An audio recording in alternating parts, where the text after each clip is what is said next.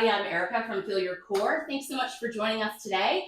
If you like what we do here, please like this video and subscribe. And as always, please share with a friend because fitness with friends is more fun. All right. So what we're going to work on today, we're going to go 3 exercises that are going to help you build strong, resilient shoulders.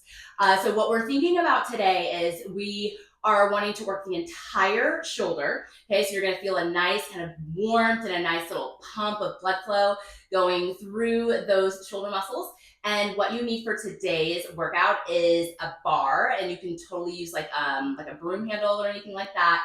And then lighter weights, okay? Because we wanna remember that the shoulder joint is a more unstable joint, right? So the work we're gonna do today is gonna help work on that rotator cuff, help with the stability, also working some things that are going to help mobilize the joint as well as making it nice and strong and resilient. Let's go.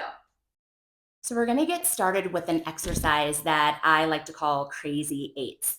We're using a very light weight, so it's a 2-pound weight here. So we're just trying to warm up the muscles of the rotator cuff.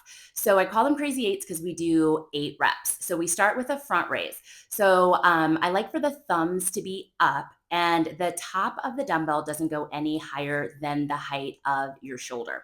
Okay, so nice and easy. It's an exhale to lift, an inhale to lower. I'm trying to focus on keeping my head aligned with my neck, aligned with my ribs, pelvis, and legs. Here I've gone into a scaption raise, so about 30 degrees, about halfway between a front raise and a side raise or a T raise. Okay, again, a very healthy movement for the shoulder. Again, still thumbs oriented up. Dumbbell no higher than the top of that shoulder. And then my set of 8 here is that side raise. So again, thumbs up. So the palms are facing forward. The palms are not facing down here because we're trying to keep the upper arm bone, the humerus, in external rotation as we do these lifts. So after I do my front, my scaption, and then my T, I internally rotate in the scaption. And then I again do that scaption raise, again, internally rotated. So now my thumbs are pointing down. If this is contraindicated for you or this feels any pinching, stabbing, anything, do not do it. Not worth it. But if you have a nice healthy shoulder, then we want to work that internal rotation scaption as well. The final, what I like to call finisher here, is I take my arms out to the sides, palms up, and then it's as if I have Coke cans in my hands and like the dumbbells are Coke cans, and I'm pouring out the last bit of Coke out of the can. So again, internal rotation to external rotation with that upper arm bone. Come down nice and easy. There's your crazy eights. Next, I just have a PVC pipe here. I literally went to Home Depot and got a PVC pipe. Nice and easy. You can use a broomstick. All right. I prefer to use a bar like this as opposed to dumbbells for Cuban rotations because I liked for everything to be symmetrical. So no weight here. All right. Because again, we're going to be working that internal rotation, external rotation at the shoulder joint. So what is really important here is, again, that nice stacked posture. I'm doing about 15 of these. I am working really hard to feel as if I am against a wall so that I can feel the whole back line of my body against the back wall. So I'm not pushing my ribs forward.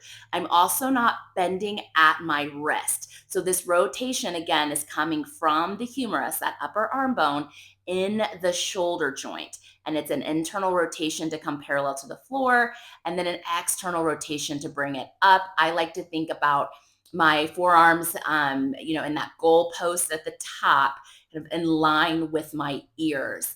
So I'm exhaling to rotate. Notice it's nice and slow so that I can feel the rotation of the upper arm bone in the shoulder socket. And if this is new for you, go really, really slow. And you can even do it against a wall without having anything in your hands to just get the movement and the feeling. Now you'll see I added a little press to the end because that's called a Cuban press, but we're not pressing because I'm going to press in the next exercise.